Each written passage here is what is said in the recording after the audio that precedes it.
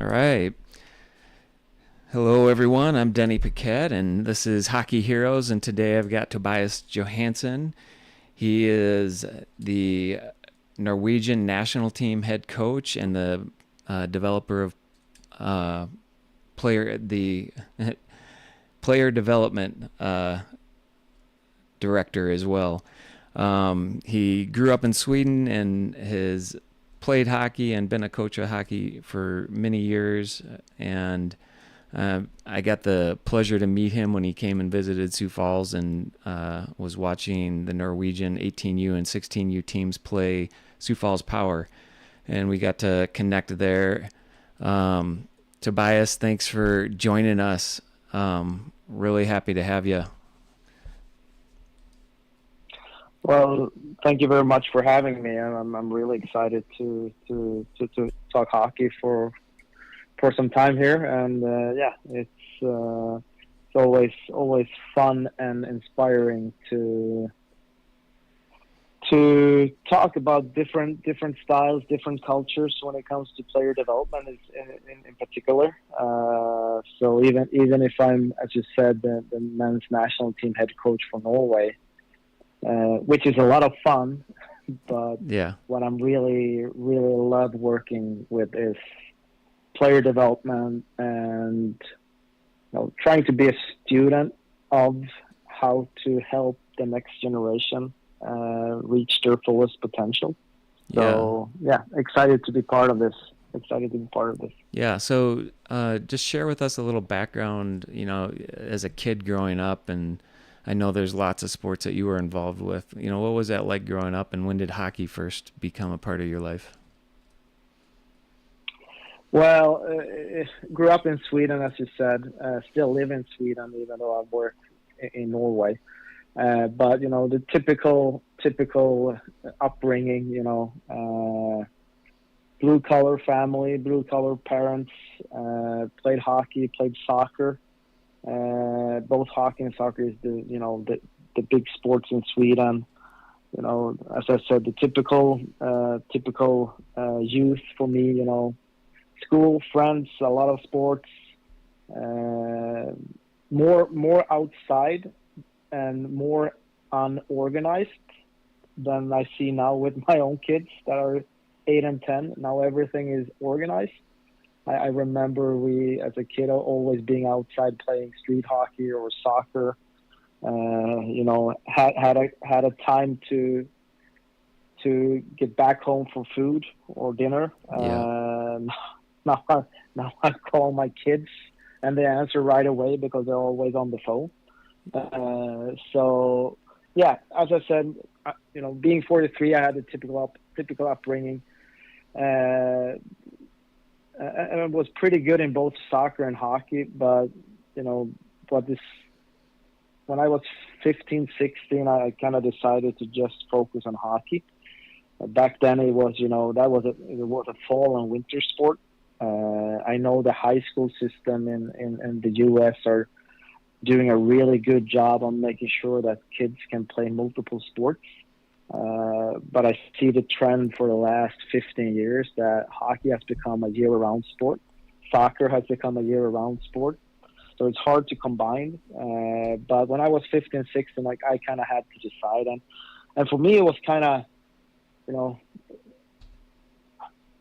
I ended up choosing hockey as a player because they were the first to kind of put some demands on, working extra or putting in some extra practices.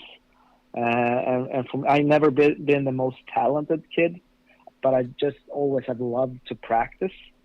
So when hockey were the first sport for me to kind of demand that we need you to do some more, that kind of spoke to me as a older kid, young adult. So I focus on hockey, even though today I rather watch soccer for fun. It's gonna hockey has become work. Yeah. I think that's true. Whenever you get into something like that, it's kind of like you still need that hobby thing to do. Yeah. Exactly. So, but again, I played hockey till I was 20 years old, had some injuries or trouble with my back, but that became my excuse because I didn't make the pro team in my hometown, and I wanted to pursue NCAA hockey. But this is the late 90s, early 2000s. We didn't know that was an amateur sport. So I've been part of a semi-pro team in Sweden for a season. That made me ineligible for NCAA. At the same time, I struggled with my back, and I didn't get a contract with the club that I was, my hometown club. Sure. And when I had to leave that club, I was, as I said, I wasn't a talented player, so I didn't stick to the level or seriousness that I wanted to. Sure. I kind of fell down in the system, so my talent wasn't good enough, and when it wasn't as serious as I wanted it to be, I kind of early on chose to quit. If it's not 100% every day, if I don't have that potential in me, I'm not gonna, I'm not gonna play for fun. Sure. So instead, I kind of jumped into. I refereed for a couple of years, and I started to coach in my mid-20s, and have done that ever since. And you still, you coached from your mid-20s on. And I started to coach when I was 24 years old, I think. Yeah. Okay. And what was your first coaching experience? My first coaching experience was I was an assistant coach in the U18 team in the top division in Sweden. Assistant coach to a very experienced coach. Just loved being around the team. Loved working, every day on details. Trying to get 1 + 1 to become 3 with the dynamics within the group. Trying to figure out solution how we could become a better group, a better team, perform better. At the same time as I started, do university studies. So I did that for I guess a couple of years, and then I actually moved from a small town in Sweden to Gothenburg, where I still live. It's the second largest city in Sweden on the west coast. And I was, in the middle of the university studies, and I just reached out to a club that I was growing up competing against when I was 16, 18, U20 player. I played against that team, so I reached out and hoped for getting a similar position as I have had, as assistant coach at the U18 level. And I had a meeting with the club, and they called me 2 days later and asked me if I wanted to be the head coach for the U20 team. And wow. I actually had to talk to my former coaches. Do you think I'm ready to do this? Yeah. And they just encouraged me. Try to use common sense, be a good communicator, and learn from your mistakes. As long as you have that mindset that there are going to be some road bumps, and if you have a mindset that you're going to learn from them, and you're going to be okay.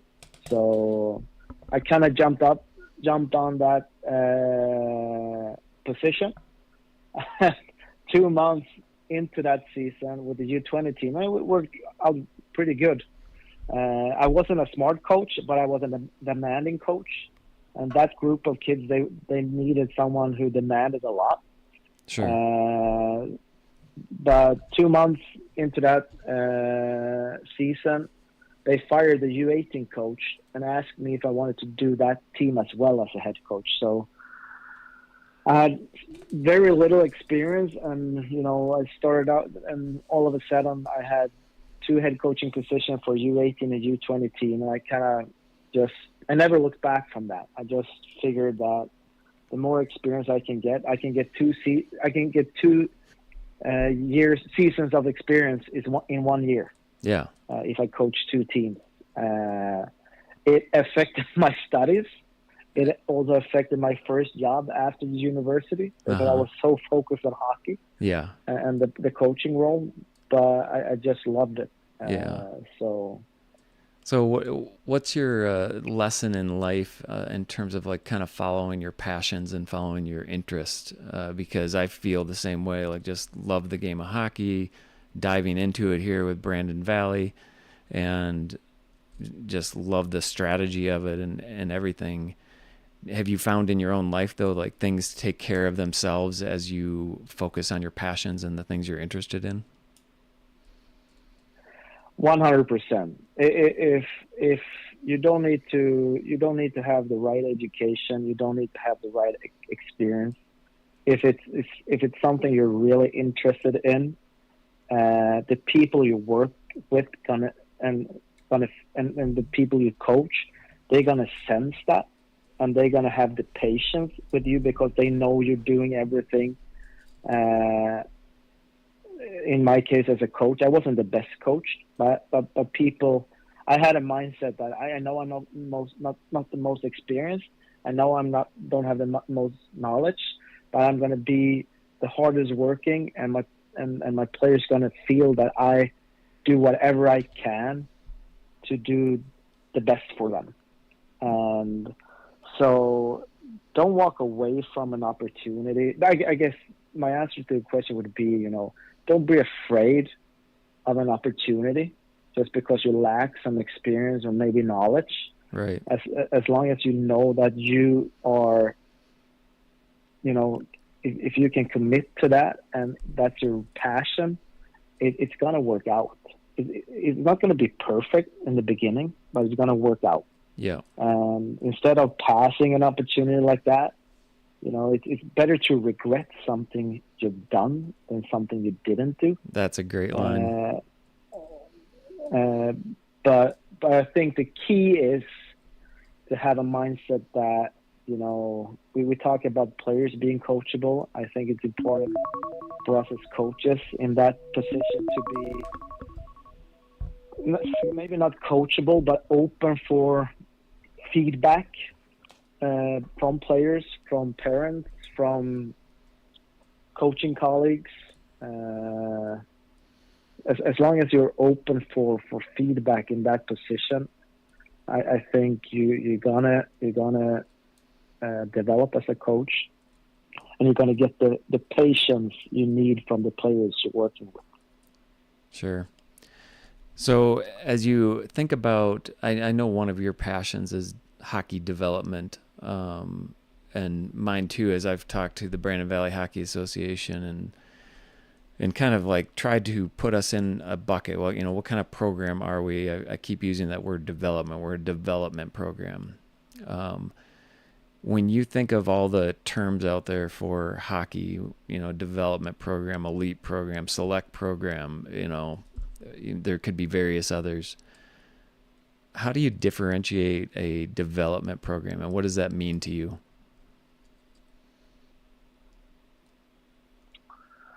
Well,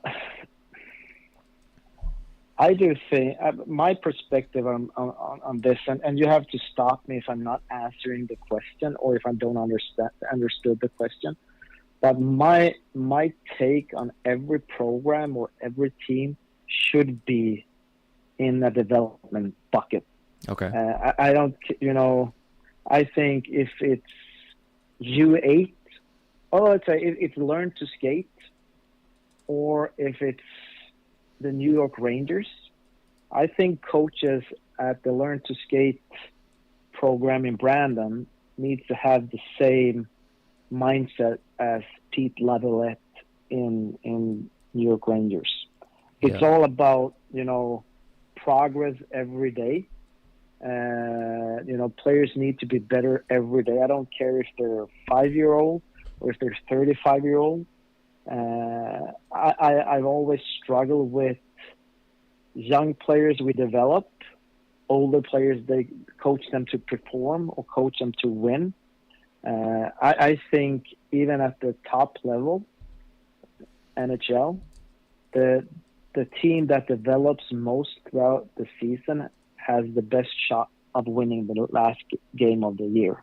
Yeah. And so obviously you can see that development going way faster at the youth level or at the junior level than maybe in the NHL or for me in the national team program. But,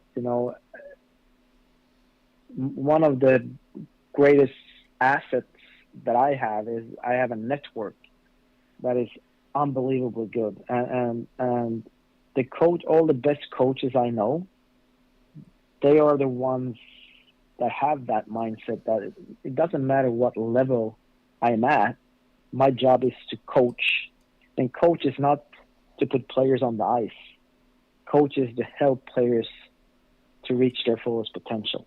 Yeah. And so I'm not sure if I'm answering the question. No, I think you have. I mean, I guess I've kind of segregated things in my mind to say, that, hey, if you're an elite program or something like that, you're just taking the best hockey players. And it's not like you're not developing them, but you might consider that these hockey players are already developed.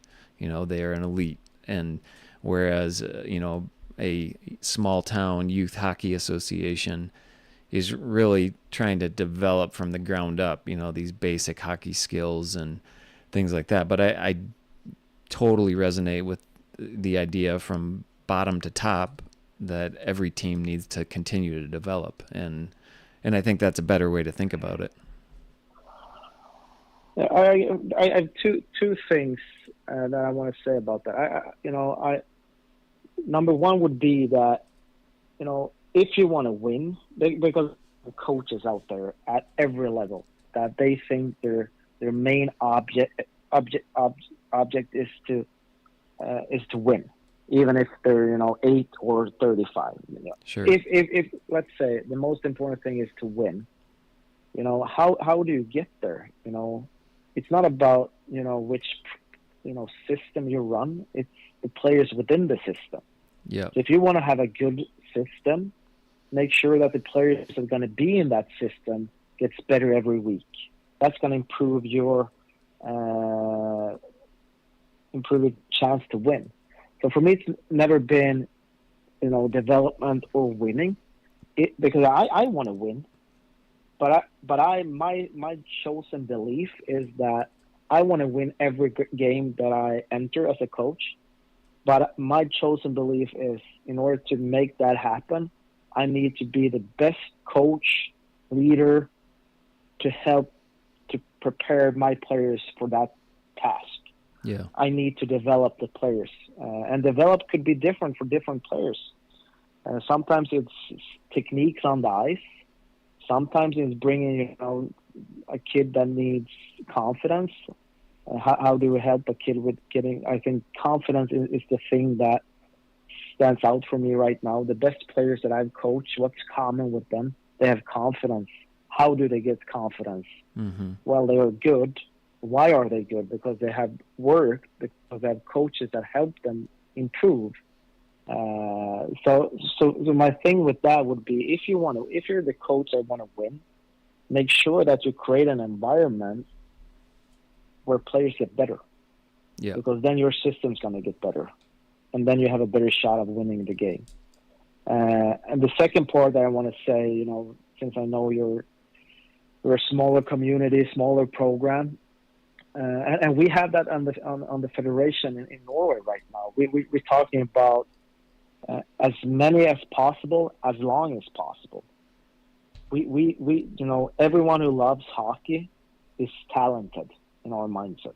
Right. We know that not everyone going to become a professional hockey player, but can we get future parents that put their kids in our sport instead of cross-country skiing or soccer? Yeah. Can we get potential sponsors, boosters, who put money into our program because they love being in our program where we're kids? We have coaches in our program that, only play the 8 best players and let the other 7 always sit on the bench. There can potentially be, an entrepreneur sitting on the bench for 3-4 years. Yeah. He put money into the program 20 years later? Do he or she put his or her kids into your program? I think that's another perspective. Building a program, that's what I hear. Between the lines when we have talked in the past, that you're building a program in Brandon. Yeah. I'm trying to build a program in Norway. We need everybody. Right. We're gonna need everybody. Some for playing hockey, some for being in the cafe, some for bringing money into the program, some to referee, future coaches. Yeah. So I guess building a program, as a hockey nerd, it would be, we want to work on our development model. That's really important. At the same time, I think the leadership, the way we communicate with our kids and with our parents is so crucial, because we want to be a favorite sport. Yeah. So we can grow long term. It's not about, of course, everyone wants to win the next game or the tournament. Right. Blah, blah, blah. Yeah. But sometimes it's bigger than that as well, if that makes sense. I've heard you talk about communication before. Like, what would you say the key factors are in communication and communicating with players and parents, and just getting everybody on the same page of the direction that the program is going?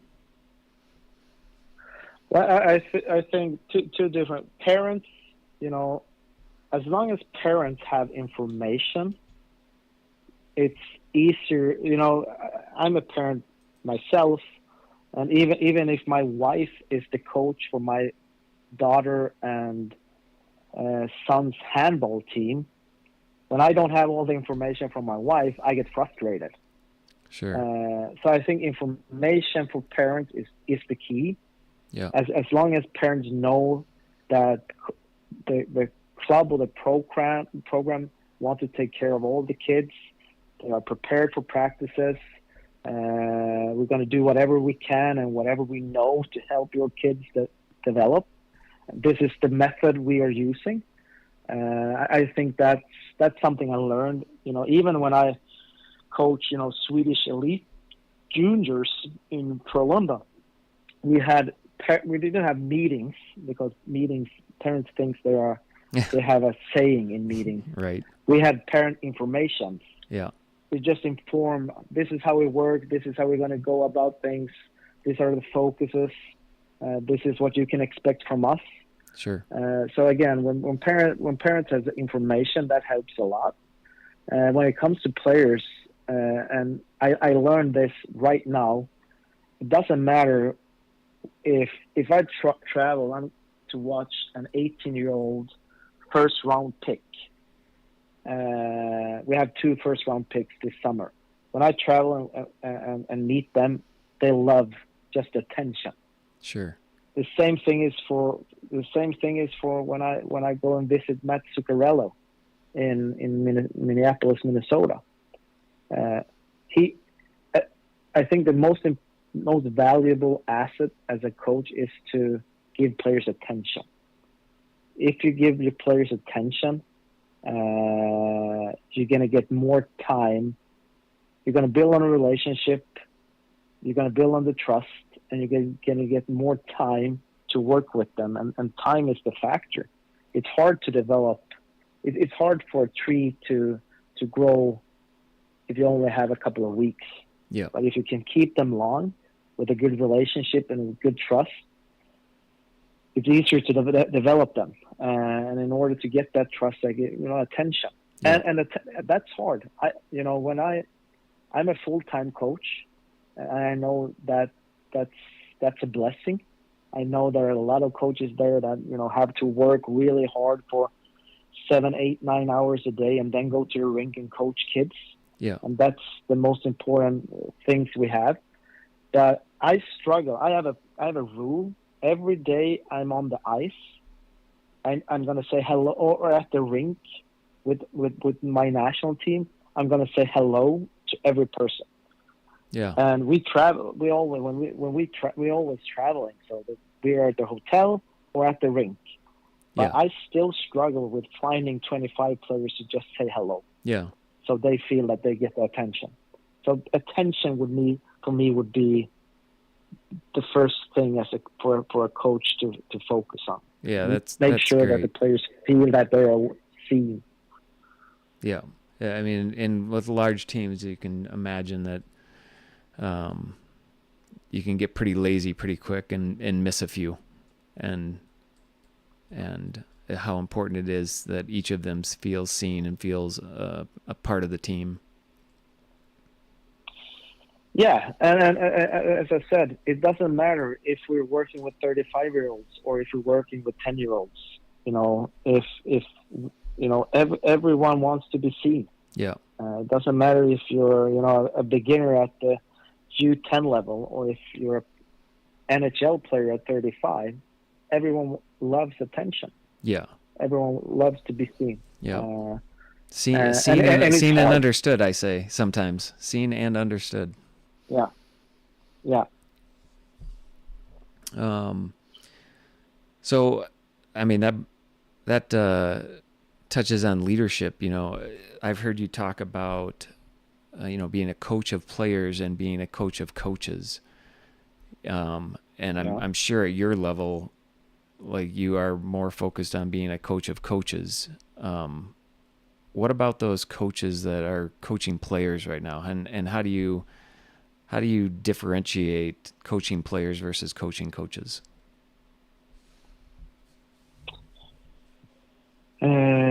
Well, it's 3 layers for me. Coaching players, I'm going to use the word easy. I guess it's not easy to coach players, but compared to coaching coaches, it's easier. Sure. I always, when I took over as a national team head coach in Norway, I only have been working with junior players. So there was a lot of players in the media in Norway asking if is Tobias ready to coach adults, and I'm saying players is never a problem. For me in the national team, having a staff of like 14 people, from assistant coaches to medical staff to equipment managers to social media, as the parents, they want to be informed. They want to do a good job, and it's tough to make sure that they have. I guess that's the toughest part for me as a national team head coach, is to make sure that my staff has all the right information, because they are professionals and they want to do a professional job when we are away with the national team. So that's tough. Coaching the players is easy. Right. And then the third part would be, the coaches we have in our, national team development program, our younger national teams, or when I work with, different programs in Norway. It depends. It kind of, coach. It's easy to coach coaches or help coaches that want help. It's tough, sometimes impossible, to change a coach who has a set mindset. If a coach think he has all the right answers, it's really tough to try to change that mindset. But we try to, because the part for me when I talk about coaching coaches, that would be for me helping our national team program or our program spread in Norway to improve. I guess if we just can, have, patience is a new superpower. So even if we don't reach everybody right now, or we don't get everyone's attention, if we have the patience and just the stubbornness to keep on pushing the beliefs when it comes to player development, communication, leadership, we think that the tide will raise all the ships. Mm-hmm. But it will take time. Right. And sometimes we struggle internally. We are frustrated, and because we think we have the right. No, not the right, but we think we have a lot of good information for a lot of our programs, And I want to say the majority just love getting the help from us, but it's frustrating sometimes internally when we hit a program or a few coaches that doesn't believe in what we believe in. Right. But so we need to help each other. Just be patient. Yeah. Stubborn. If it was easy, probably someone else would already be doing it. Yeah. And everyone could do it. So it's, yeah. So one of the things or challenges, I guess, that I'm getting involved with the Brandon Valley Hockey Association is, how do we, create a program from bottom to top, where the mini mites are getting the right skill sets and the right habits, and the mites and the squirts and the peewees and the bantams and all the way up to varsity. How do we create that curriculum and have all the coaches on board where they know exactly where they're trying to get their players by the 2 years they're done with mini mites or mites, for instance, and to progress and to develop throughout their, 10 or 12 year journey?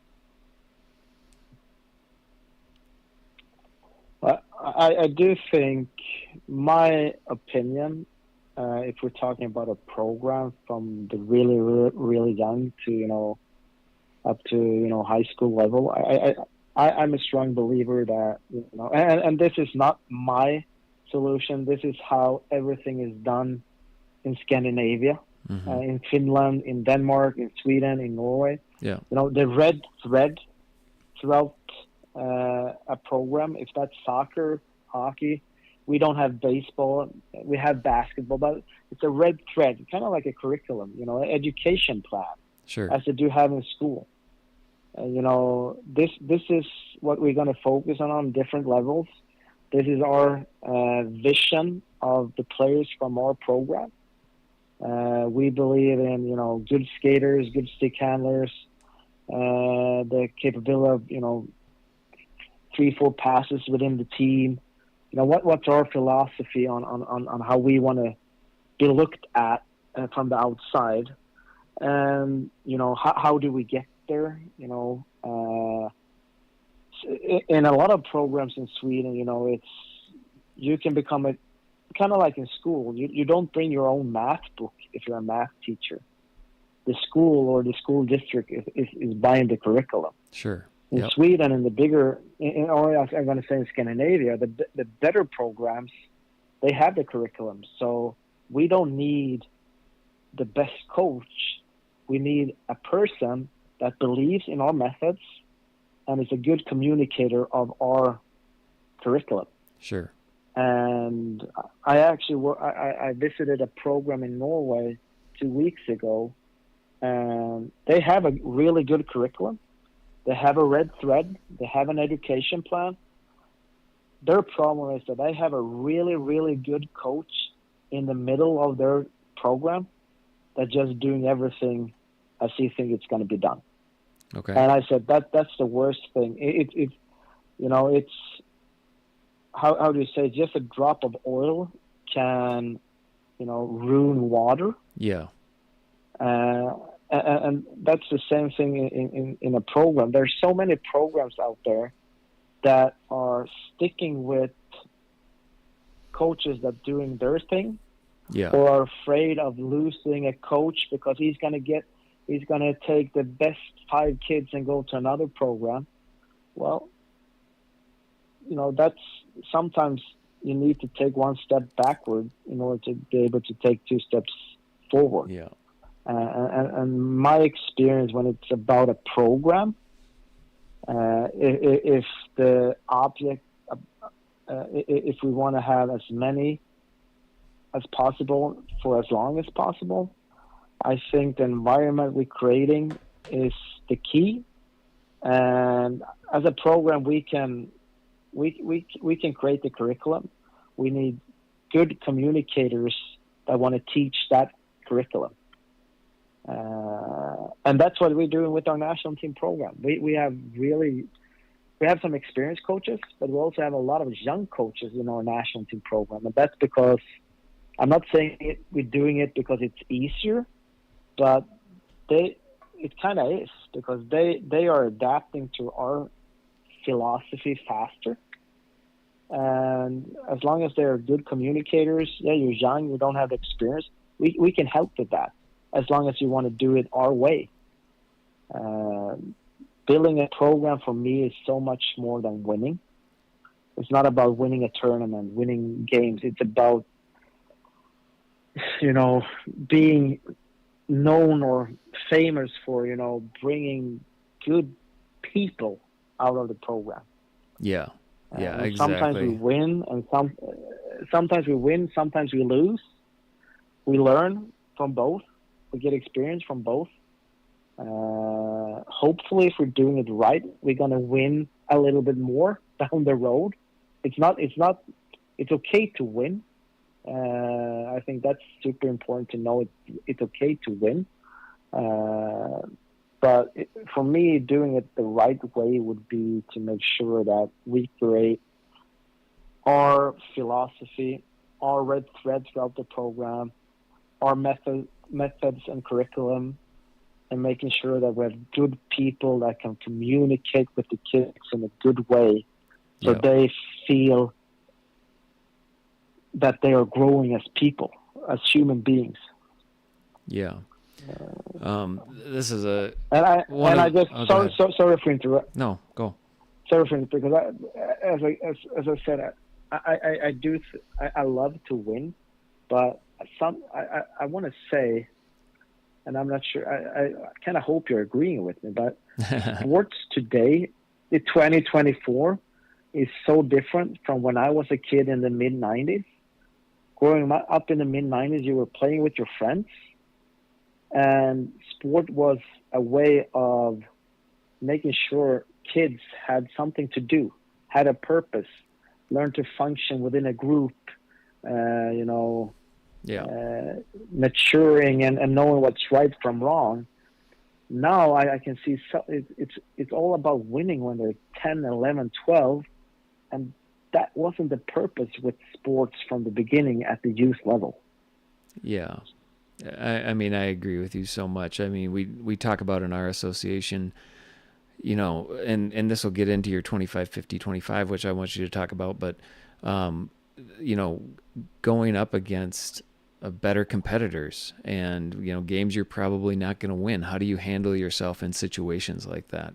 Or how do you handle yourself when you are really able to stomp on another team and win? Do you have a good attitude about that?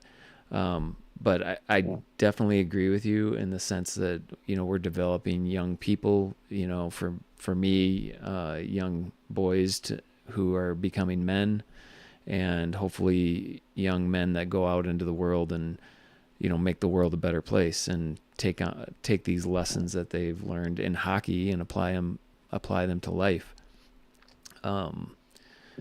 But yeah. And the thing is, winning has become ultra focused, I guess. But the problem is, as I see it, is when you see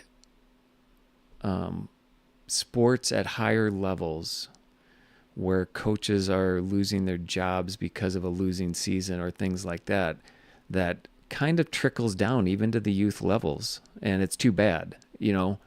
It becomes like, if a coach at the college level loses his job because he's had 3 losing seasons, well, what's that mean at the varsity level or, lower levels? What are your thoughts on that? Well, it's a tough question. I see it happen. I saw it happen today, actually. Manchester United, one of the biggest soccer clubs in the world, they sacked their manager or head coach this afternoon. Okay. And you can't say it's part of the game.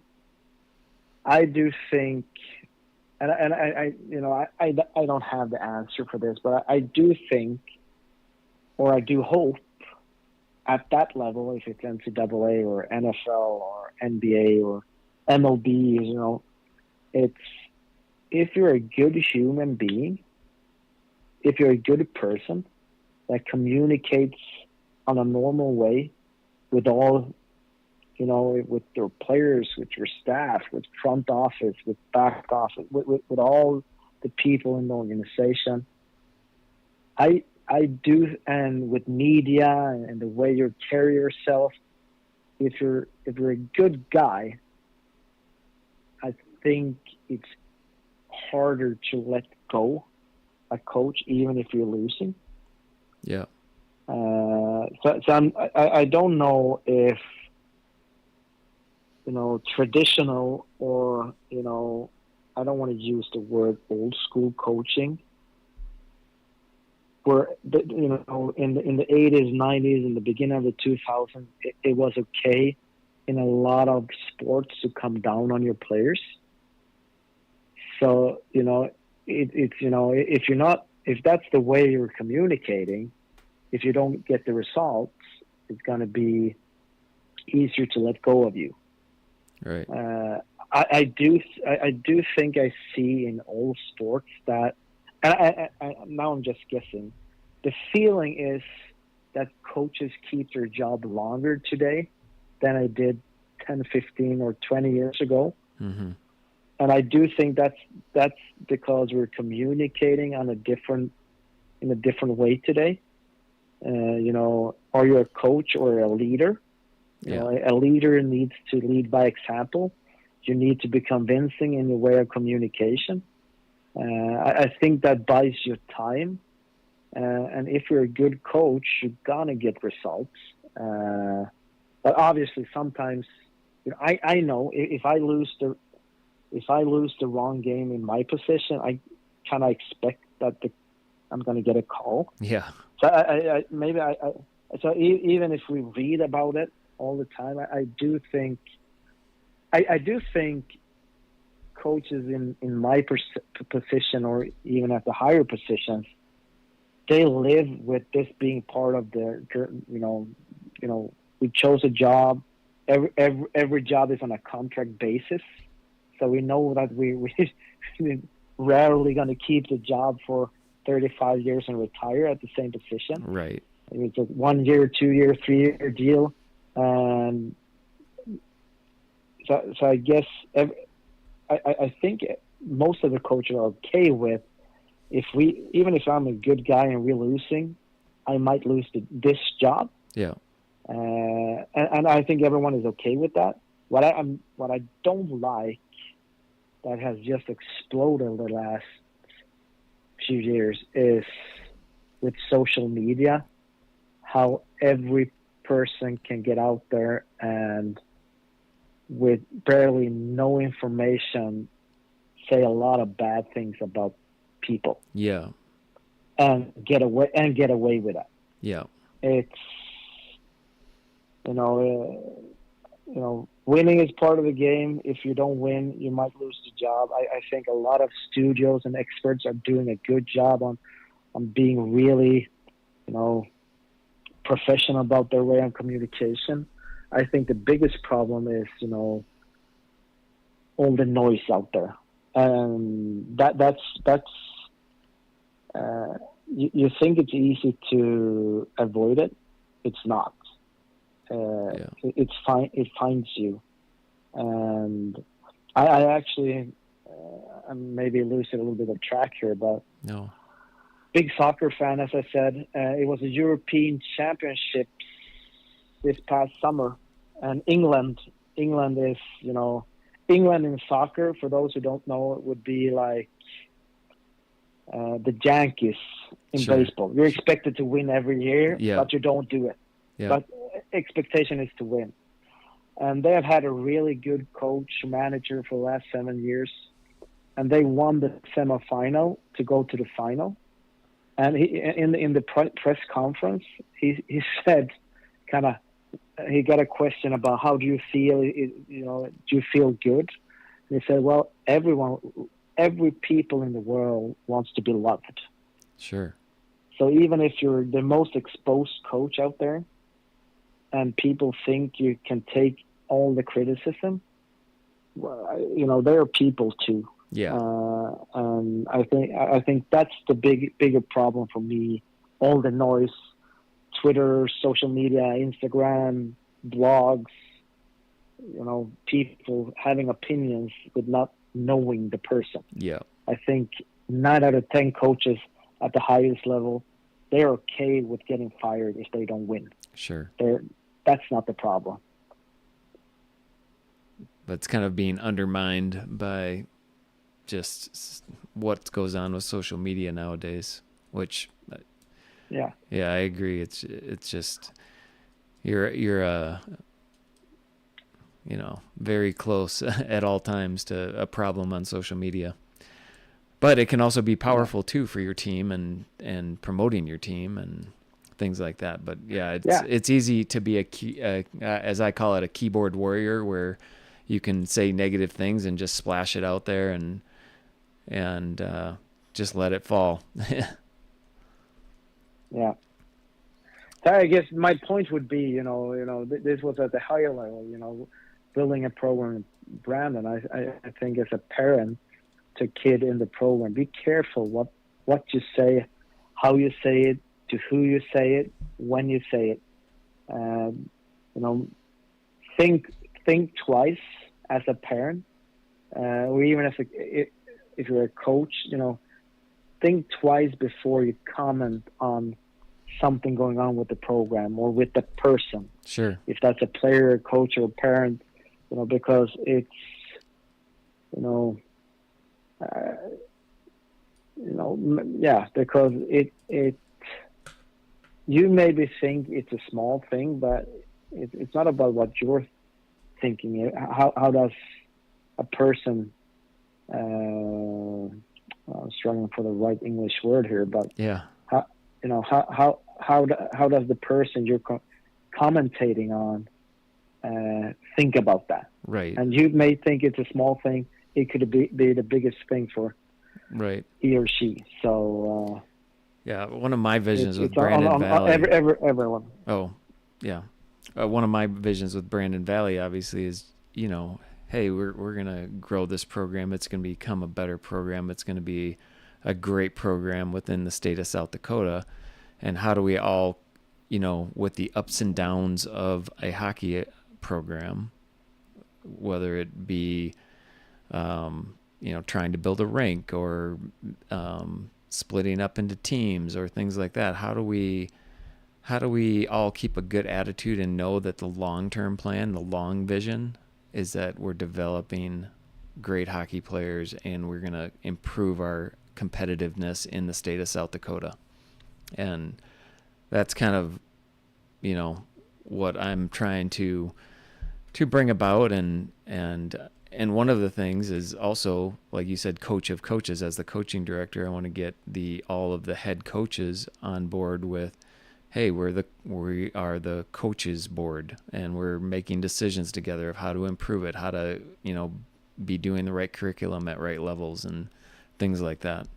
But it just takes time. And it's what I've found is no matter what it is, whether it's fundraising or coaching or whatever, it's imperfect people trying to do their best to make something great. And usually for their kids, it's in a youth program like this. It's, hey, we've got kids in the program. We're involved because our kids are in the program. They love the game of hockey. How can we all come together, treat each other well, work well together, and move in a one direction type of thing, or towards a common goal, I should say. Yeah. So talk to me a little bit about some of your unconventional thinking. I've got a list of things I've heard you talk about, both when we were in here in Sioux Falls with us, and also on some of your content online. But, you know, two of my favorite things were the 25-50-25 rule that you talked about, and then also the skills plus learned habit times mentality. Can you talk about those types of things that you've picked up along the way. And I don't know if you have a Yeah, light. I don't know if you have a light in that room, but you could. It's probably getting dark in Sweden right now. yeah, it's getting dark. I need to move here in a couple of minutes Okay. because I'm running out of Light. That's fine. Yeah. battery. I can find light, but Oh, it's okay. battery. All right. All right. So I need to get my phone in. But start with the 25-50-25 rule. It's something I kind of I stole from a former national team coach in tennis in Sweden. Sweden was really, really successful in the 80s and the 90s in tennis. And I have right now my mentor is that national team coach. So I stole a thing from him that he called it a 50-50. Okay. I changed it a little bit. I had 25, 50, and 25. And it's all about the practice environment. And the main thing that 50% of all the time you're practicing, you need to be at your level. And I guess the job for us as coaches to make sure that the environment on the ice, the situations on the ice, the drills on the ice are at the right level so the players are both stimulated but also challenged a little bit. Yep. It would be in tennis when the best buddies just, play and every ball is, back and forth, and you win every other ball. Yeah. That would be the setting I'm looking for 50% of all the practice time. 25% of the time, you need to be at a level where you're losing 8 out of 10 balls. Sure. You're working with or playing against an opponent, a teammate that are just better than you. And if you're okay with that, and if the leadership, communication, and coaching in that environment is all about learning from what you're seeing or experience, players gonna start figuring out he or she is better than me. What is he or she doing that makes him or she better than me? Because the players, the kids, they're smart. They're gonna start studying their teammate or their opponent. Why do I lose 8 out of 10? So it's important to be at a level where you are, you say, unsuperior, but you're losing. You're losing 80% of all the situations. But if you as a program, as a coach, as a team, are comfortable with that and talk about that in the right way, this is what we need a reference point. We need experience, so we know what's missing from where we are or where we want to be. Yeah. So that's 25% of all the time, and that's also the coach's job to make sure that it's challenging enough in the practice environment. For a few players, that is to practice with 1 year older, for example. Yeah. Or sometimes just making sure it's not bad to have the best players on one side of the ice and the not so developed kids on the other side. It's okay to divide up with level. In hockey, for some reason, we're so focused on age, and everybody in that age going to be in the exact same setting on practice environment. Sure. I have a friend. His son is 16 years old. He's a really, really good chess player. In chess, you play on level. So the 16-year-old kid that's smart, he plays with adults because that's the level he is at. Right. So it's okay to divide up the group, and everyone thinks we're dividing up the best for the making sure that the best players get all the attention. But for me, it's kind of the opposite. That's the best help for making sure that the kids that need more touches, more involvement to actually develop.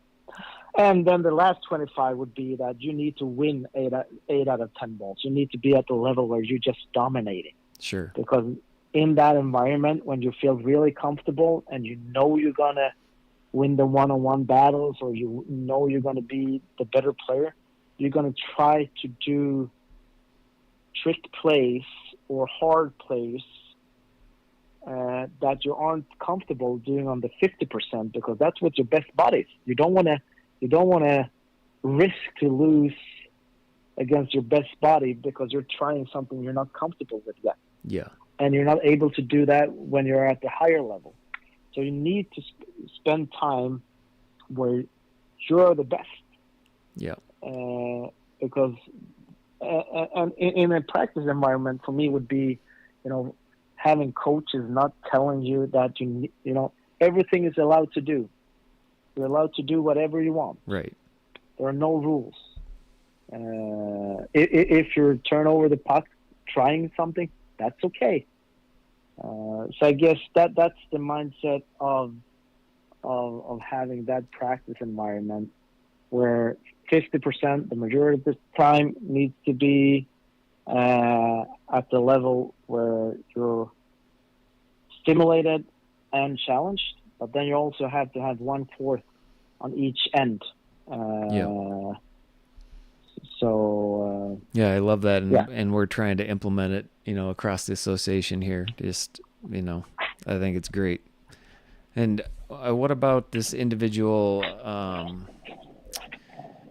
individual level, or you talked about skills plus learned habits times mentality, and kind of just the way you perceive or the way you take in the players that you have and kind of evaluate them. Yeah, I think I'm just going to make sure that and you can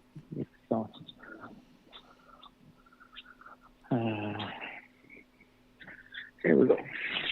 Find a plug-in.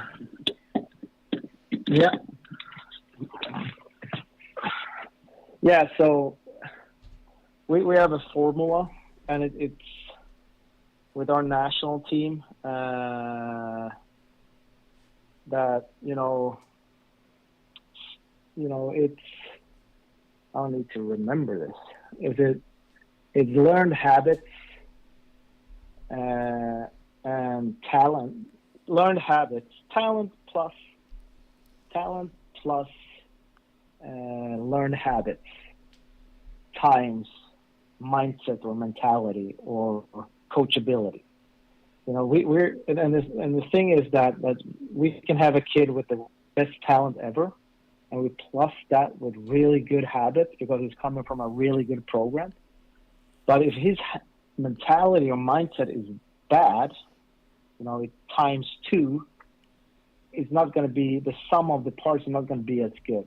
Right. So we rather have, let's say it's between 1 and 5. So if we score a player, he's at 5, he's average on talent, plus his average on learned habits, but when he has a mentality through the roof, it's time 10. Yes. So you could have a talent that scores a 10, his learned plus his learned habits is a 10. That's 20. But he has a bad attitude or he doesn't work as hard, so it's times 3. Yeah. Which makes the sum would be 30. Right. And then we take the average kid, 5 plus 5, it's 10, but he has a mindset that scores 7. That is 70. Yeah. So, and this is something I've learned throughout the years, that we're selecting or recruiting the early developed players. They are not always the hardest workers because everything is so easy for them. They have always been better because they have more hours working on their talent or their habits. So they're better because they have more hours. Yeah. The kid that has, a tougher upbringing, I think develops a harder mindset, if that makes sense. Yeah. Like when you say harder, do you mean better mindset or not necessarily? Yeah. Okay.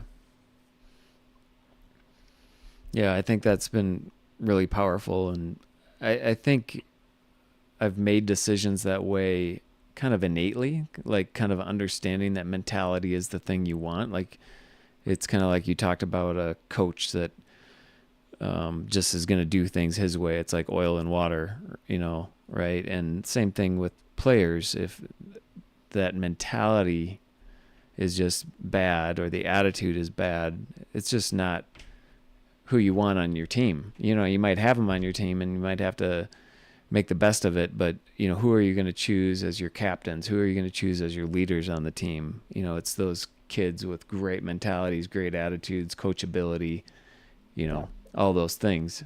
I think there's a basketball player in the US, I can't remember who it is, but he was like, they know, his players know that if the kids have a bad attitude, they are not going to see the court at all. But if their attitude comes around and it's coachable and they're ready to learn, man, they've got them in there for the game. Yeah. Yeah, I think it's crucial. The kids today, they're so much more spoiled and take so many things for granted. And I sometimes think we're not helping them into the real world with doing that. Mm-hmm. So, and I've seen it firsthand. It's not about being the most skilled or the best players at 16, 17 year old. It's about how good are you when you're 24, 25. People, and when I say people, I mean parents, think that it's about being the best in the group when you're 16, 17. And of course, that sometimes helps getting into different programs or colleges. But, you're only in the beginning of the hockey journey at that age. Today players are playing till they're 40. So you only played maybe for 10 years when you're 16, 17. Yeah. And like 20, 25 years left. Yeah. So it's not about how good or skilled or you are when you're 16, 17. It's about what mindset you have. I think I heard Tom Brady said it in an interview. You only need to be consistent. Yep. If you're consistent over time, everyone else will fall out, and you're going to be the only one left. Sure. But if you want to be special, it's hard to be special every day. That doesn't going to help you. You want to be consistent. Yeah. Yeah. So I've got a couple things here. Let's get a little bit more into like coaching a team or something like that, and player development. So, we put this together for the Brandon Valley Ice Cats, and you probably can't see it, but it's basically a list of skills and things that the kids can do and at what age level they should be able to do them. But at the very top, it's got 3 sections, and I wonder, if you'd add any sections to this, but individual skill improvement is one section, hockey sense is another section, and systems is a third section. And just for example, if you look at the varsity level, 50% of your time at the varsity level should be on individual skills improvement, and 25% on hockey sense, and then another 25% on systems. As you think of developing players and developing a program, what kind of things do you think fit into that bucket in terms of individual skills, hockey sense, systems? How do you guys operate? There are 2 things for me. Hockey sense or decision making would be something that I want to spend more and more time with, because it doesn't matter how much skill you have if you're not smart enough to use it in the right way. So have the sense for hockey or making the right decisions, knowledge of the game, knowing different situations, what techniques, what skills do I need in different situations, what is a good play in different situations. I think that would be, I think I would spend more time on that. And I see that right now when I watch, as much as I think technique and skill is important, It's all about being functional out there. Yeah. And in order to be functional, you need to, what is the right thing to do in different situations. And to be more aware, I guess, we have a project with USA Hockey and Pittsburgh Penguins about scanning. Okay. Awareness. We teach our players to skate, pass, shoot, battle? Do we teach them to scan? Yeah. Make sure that you're aware. Sure. Before you get the puck, while you have the puck, after you pass or shoot the puck. Yes. So for me, their awareness, hockey sense, decision making, that's growing on me. I don't know exactly how to do it on the ice, but I think it's becoming more and more important for me. Another thing, as I said earlier, I think confidence is coachable. I think we can teach our players, not teach, but we can help our players getting confidence. Sure.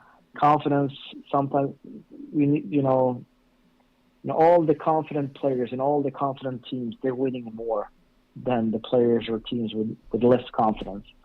And for a few players, it's attention. For a few players, it's talking. Mm-hmm. For some players, it's about more repetitions. But as a coaching philosophy, we're talking about that within our national team program. Do we help our players getting more confident? Sure.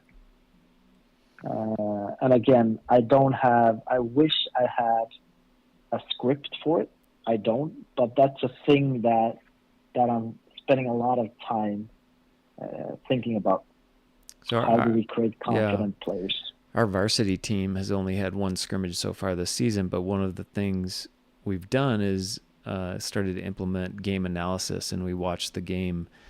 And one example that I saw when we talked about mini, but a young player coming in, crossing the blue line, and had two defenders right on him, and it ended up being a turnover, but there is a second, or let's say F2 or F3 coming in high slot, and for him to see that, feel that, remember what that pressure felt like, and then say, hey, this might have been a situation where you could do a delay turn and roll back against the boards and then hit the guy coming in the high slot, which we've worked on in practice. But I wonder, this is to your point of, I don't know how to teach it. And same with me, it's like, how do we teach awareness or realize, hey, in that moment when the game was feeling fast and the pressure was high, it just ended up being a turnover. How do you go, okay, I remember what that felt like. Next time I read that situation, I'm going to do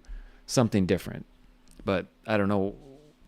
The question, I guess, out of that is, how do you use game analysis as you, execute your games and kind of learn from, oh man, that's how it looked out there for your players? Well, that's a big question. The short answer: we want all our players to watch their shifts. We always want to look as a staff. We always want to find. We talk about correcting video or reinforced video. We prefer to show video.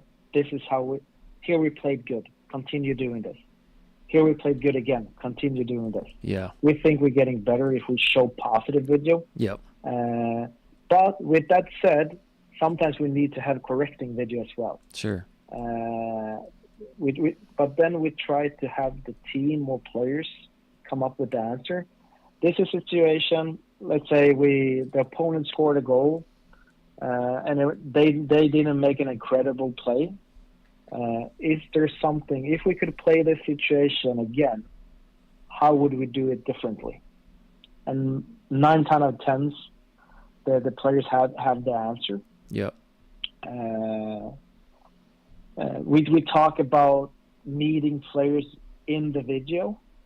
it's so much easier to talk with players if we watching video of their shifts together instead of just randomly sitting, you know, across each other on a table talking about, you know, try to make, you know, find 3 situations and let's talk about them. Sure. And it's okay that the situation, well, you played it well, you couldn't do it any better. The perfect play. Continue to do that. The thumb of rule we have is that we think we're developing better players and a better team if we are, you know, I want to say 80-20 when it comes to positive compared to negative video.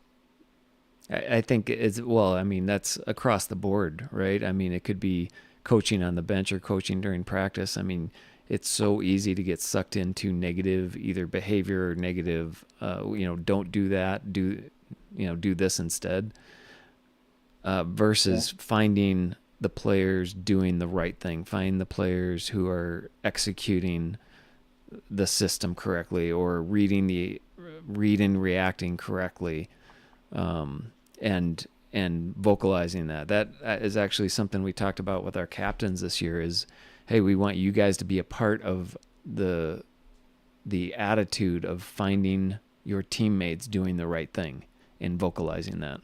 Yeah. So kind of moving towards that positive 80% you're talking about. Yeah.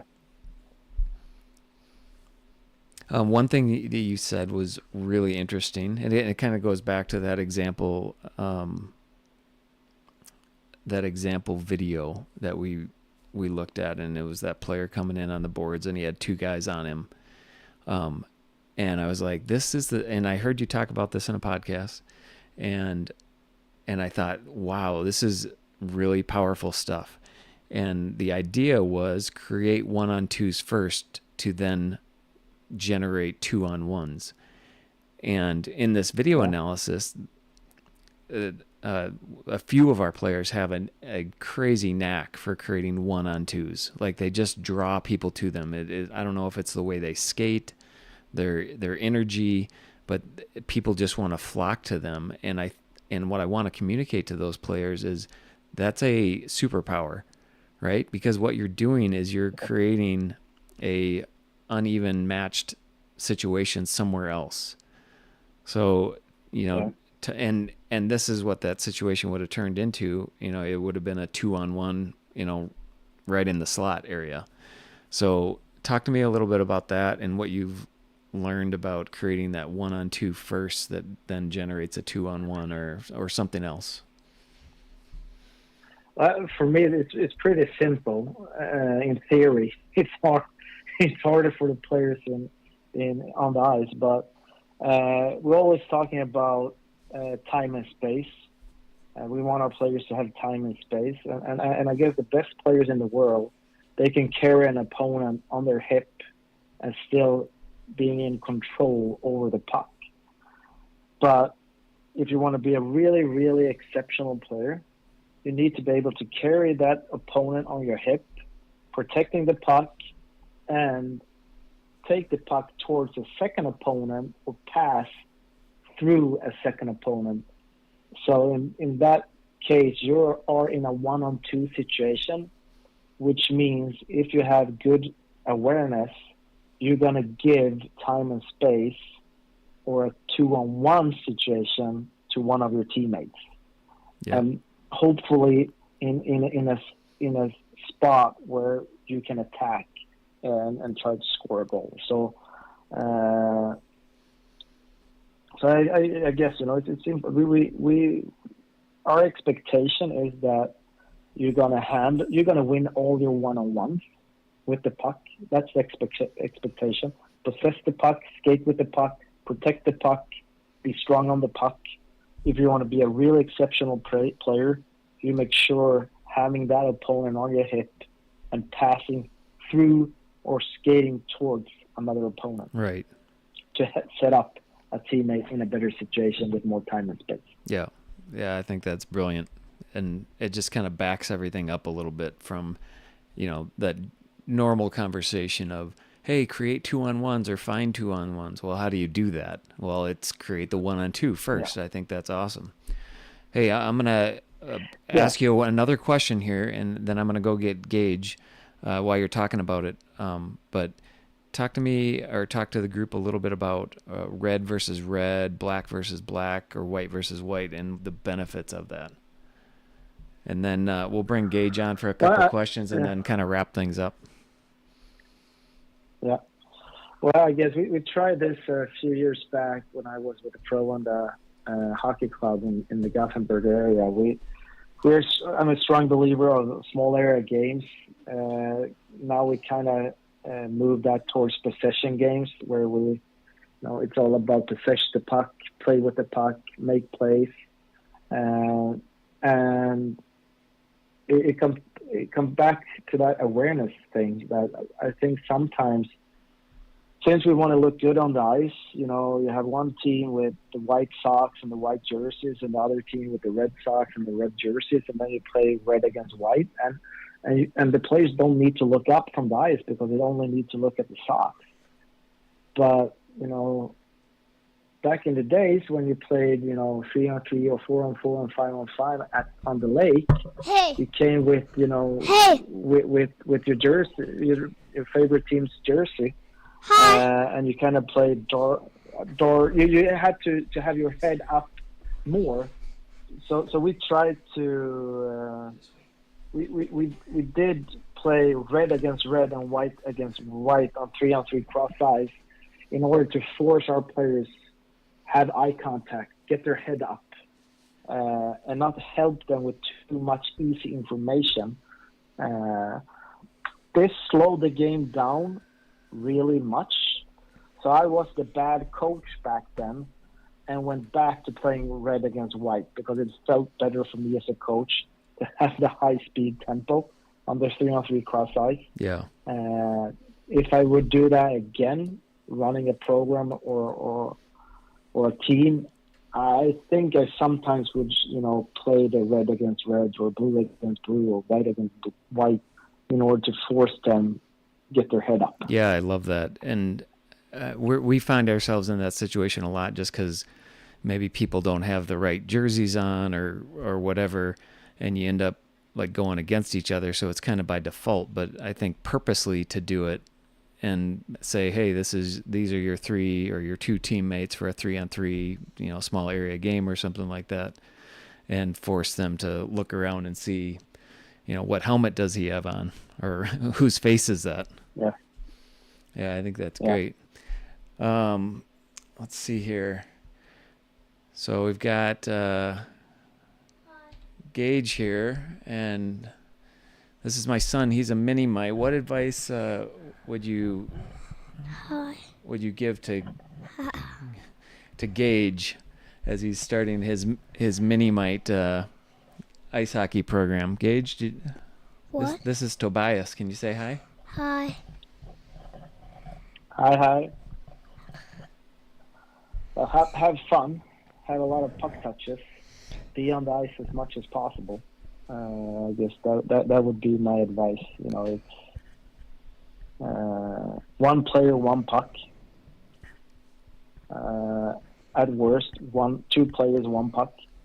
If you want to work on passing, I do think that there's too many, standing in line. Just the kids, they want to play, they want to have fun.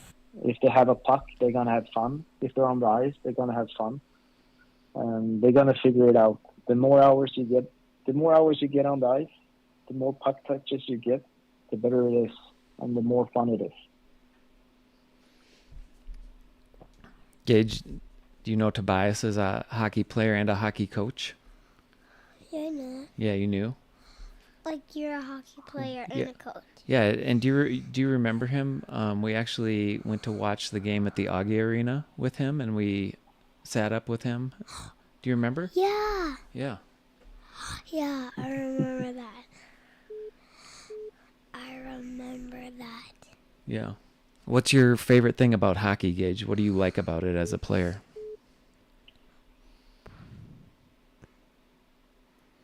Like, do you like shooting the puck more, or scoring goals, or just skating with your friends? Like, what's important to you? You just picked up your Ice Cats jersey the other day. Do you like getting jerseys? Yeah. Probably. I just like hockey. Yeah.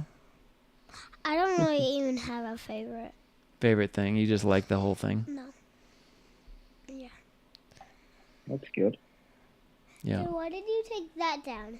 Oh, just for fun. So, Tobias, your children, are they involved in handball, soccer, hockey, everything, or what are they into?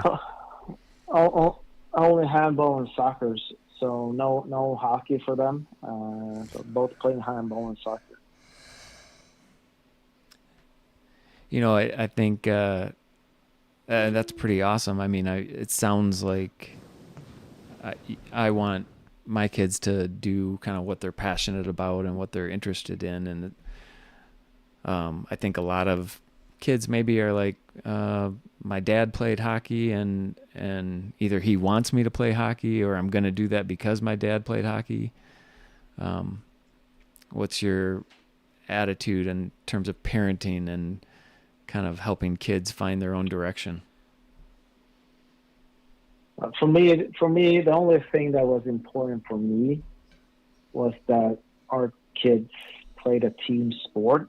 If it was one or three, now it ended up being two. But at least one sport had to be a team sport. I think it's so important with everything going on in the world today.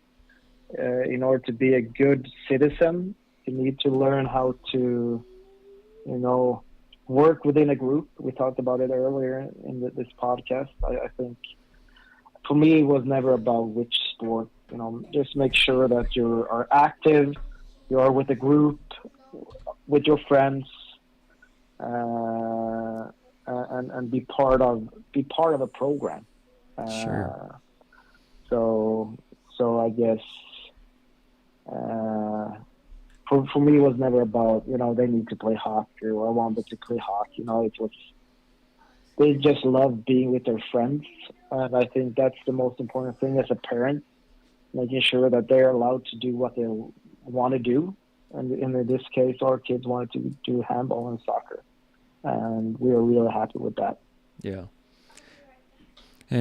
And what would you say, like turning the direction just a little bit, what would you say if you were speaking to like our varsity players or, our youth hockey association, kind of the older players, what would your advice be to them as they play the game? And maybe some of them have aspirations to do hockey beyond varsity in Brandon Valley, but what kind of thoughts do you have? Well, what I've learned over the years, what you do often, you become pretty good at. So if you want to be a good hockey player, make sure that you work out, that you practice a lot, that you're prepared. I think being, we haven't talked about it, and unfortunately I don't have as much time left here, but being a good teammate, it's a team sport. So being a good teammate is so important. It might be hard to get a spot on a team. Only bringing my biggest asset is being a good teammate. While you get on the team, it's impossible to cut you. So sometimes it's Herb Brooks said it 45 years ago. We don't need the best players. We need the right players. Yeah. And right players is for me, the group dynamic. I think it's so. You can have the two best players in the world. If they aren't interested in working together, you're never going to get the synergy effect. And so if you want to succeed as a hockey player, and if you want to play hockey for a long time, make sure that you're a good teammate. Yeah, that's great. That's awesome. How many minutes do you have left, Tobias? 5. 5. Okay. I'm gonna play something real quick, and if you can't hear it, I'll just summarize it for you. But this is Wayne Gretzky on how the game has changed. Let me know if you can hear it come through.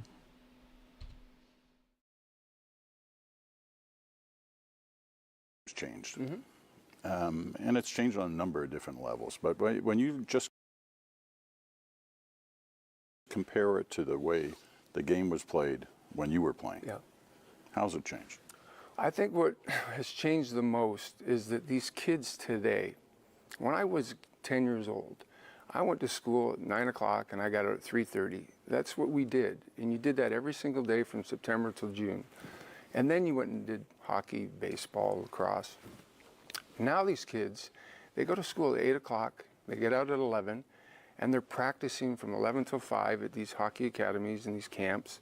But what we've lost a little bit of is playing on the pond and just going out there and using your creativity and your imagination and, you know, doing things with the puck and learning how to make funny plays and good plays and creative plays. And we've lost a little bit of that imagination and creativity that we had in the 60s and 70s and 80s. So it's become too robotic? It's very much more robotic because it's more systematic now. There's too much at stake, not only for obviously the NHL teams, junior teams, college teams, and if you go to a Pee Wee hockey game here in Toronto probably, these coaches are systematic now, and you play left wing, you play your position, you play right wing, you play your position. I don't know if a guy like Paul Coffey or myself, we could play in this era because So that was just Wayne Gretzky talking about how the game has changed and how we've lost a little bit of creativity, you know, because everything's become so systematic to compete at those higher levels. And it makes me think about systems a little bit. And he says he doesn't know if Paul Coffey or Wayne Gretzky could have competed in today's world that way, because what he really enjoyed was the fun plays, the creative plays. You know, as you've created systems and worked on hockey, how do you introduce that imagination and that creativity into hockey nowadays?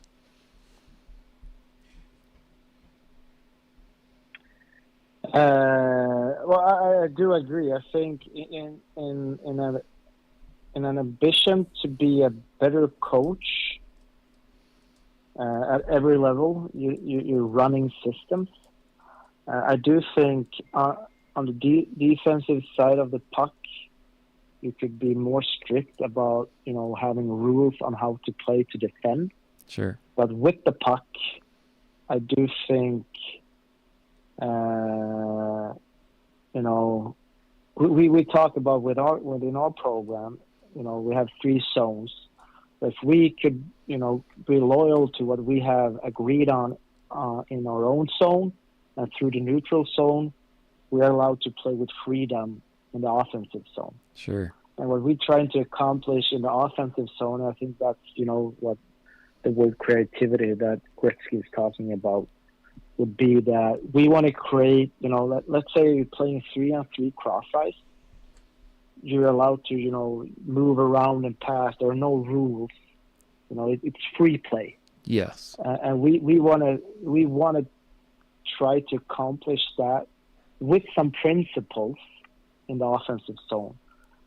Because let's say if we could have an offensive zone play where we don't know exactly what's going to happen because we play with freedom within these principles, sure, it's going to be impossible for the opponents to scout us because we don't even know what we're doing. Yeah, it's like a jam band. So I do think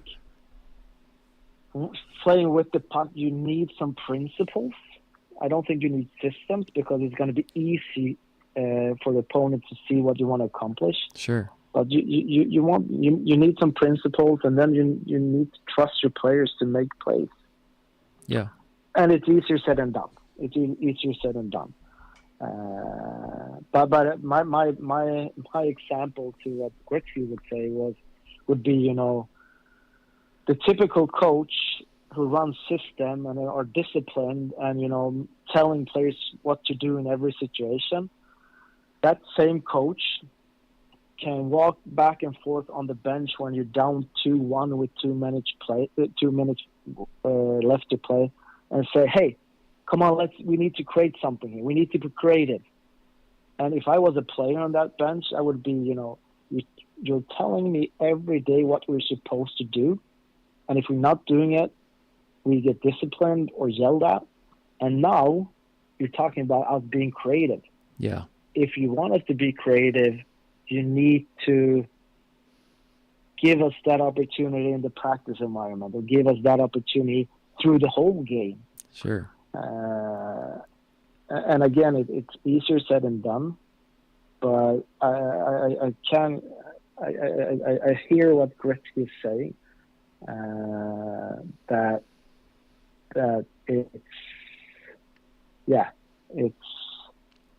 I think we put too many good, smart hockey players into system where we kind of, lock their hands behind their back. Right. And I mean, instead of just letting them play. Yeah. And at the youth hockey level, I mean, that's where creativity and imagination should flourish. Yeah.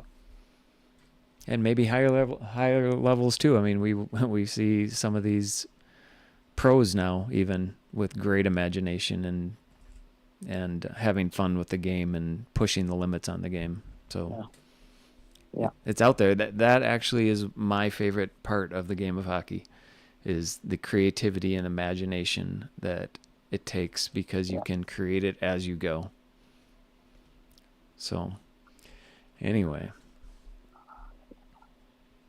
Well, I think we'll wrap it up here for today, but I would love to have you on again in maybe mid-season or late in the season.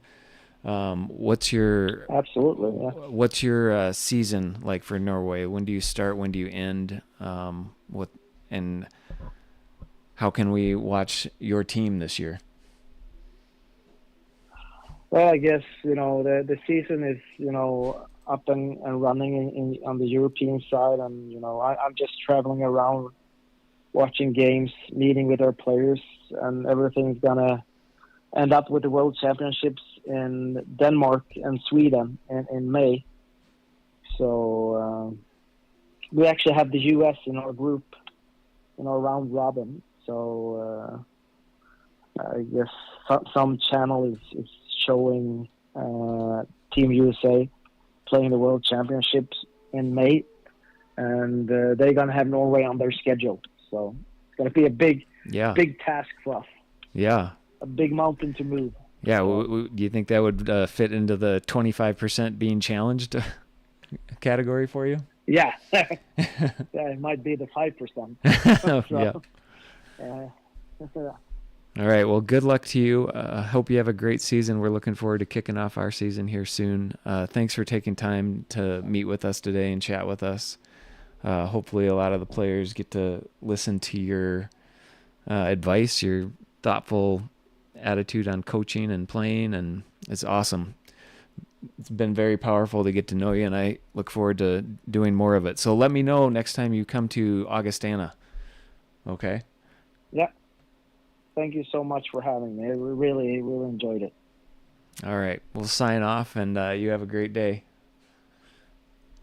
Thank you. You too. Bye. Thank you so much.